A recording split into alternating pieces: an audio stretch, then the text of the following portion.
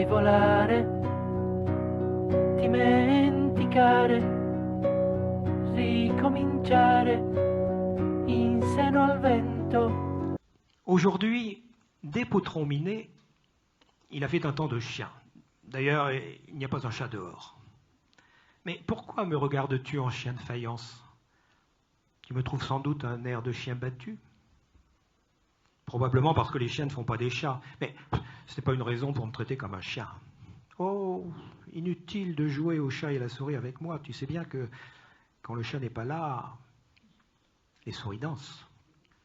Colette, elle, fut élevée parmi les bêtes. Toute la famille aimait les bêtes, et les bêtes aimaient notre maison, confiera-t-elle plus tard. Un petit chat entra, circonspect et naïf, un ordinaire et irrésistible chaton de 4 à 5 mois. Il se jouait à lui-même une comédie majestueuse, mesurait son pas et portait la queue en cierge à l'imitation des seigneurs Matou. Monsieur André Malraux, d'où vous vient cette passion pour les chats? Je n'en sais rien, mais personne ne le sait jamais. Ils me fascinent et je rêve souvent d'eux. Ils font partie de l'inventaire des rêves. La constance du chat dans les rêves est-elle due à sa beauté? Disons à ce caractère particulier qui fait qu'un certain nombre d'artistes, dans un certain nombre de civilisations, ont eu avec les chats des rapports qu'ils n'ont eu avec aucune autre bête.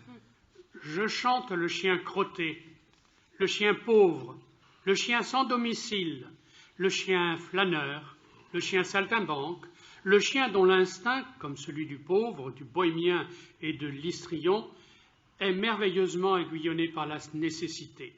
Son museau apparut brusquement devant moi, entre les bûches, et nous nous regardâmes un instant avec étonnement. C'était un incroyable matou pelé, galeux, couleur de marmelade d'orange, aux oreilles en lambeaux, et avec une mine moustachue, patibulaire, et renseigné que les vieux matous finissent par acquérir à force d'expériences riches et variées. Les animaux ont également inspiré beaucoup de contes. Commençons par le chat botté. Un meunier ne laissa pour tout bien à ses 3 enfants que son moulin, son âne et son chat. L'aîné eut le moulin, le second eut l'âne, et le plus jeune n'eut que le chat. C'est de la peur, comprends-tu, de la peur, la sueur de la peur, la sueur du chat, la seule sueur du chat. Elle a donc eu peur. Elle a toutes les griffes cassées. Elle s'est retenue, accrochée. Elle a griffé la pierre en se retenant. Il se leva doucement, se penchant sur sa femme et baissa la voix en désignant la porte-fenêtre. C'est toi, n'est-ce pas? Tu l'as jeté. Les jambes allongées au soleil, on ne parlait pas vraiment avec Charlie. On échangeait des pensées qui nous couraient dans la tête. On laissait filer le temps en sirotant un café. Lorsqu'il m'a dit qu'il avait dû faire piquer son chien, ça m'a surpris, mais sans plus. C'est toujours triste, un kleps qui vieillit mal. Mais passé 15 ans, il faut se faire à l'idée qu'un jour ou l'autre, il va mourir.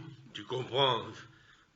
Je ne pouvais pas le faire passer pour un brun. Bah non, un labrador, c'est pas trop sa couleur, mais il avait quoi comme maladie? Mais c'est pas la question. C'est pas un chien brun, c'est tout. Mince alors, mais c'est comme les chats alors? Ben oui, pareil. Chemin faisant, il vit le col du chien pelé. Qu'est-ce là, lui dit-il? Rien. Quoi, rien? Peu de choses. Mais encore, le collier dont je suis attaché, de ce que vous voyez, peut être la cause. Attaché? Dit le loup. Vous ne courez donc pas où vous voulez? Pas toujours, mais qu'importe. Il importe si bien que de tous vos repas, je ne veux en aucune sorte, et ne voudrais pas, même à ce prix, un trésor.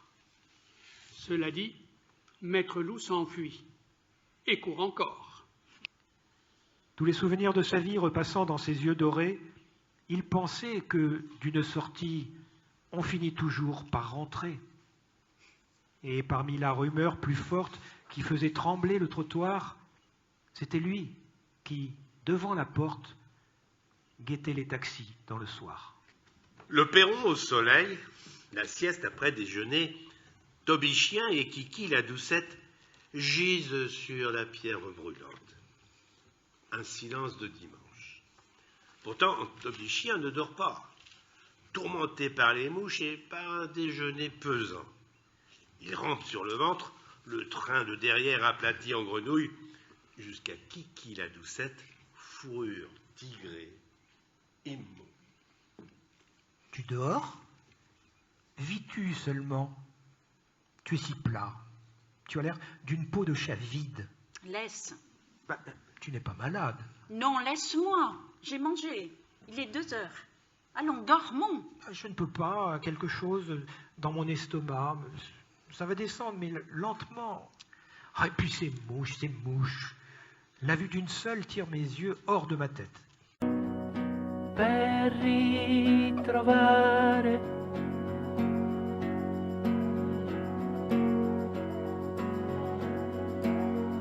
sopra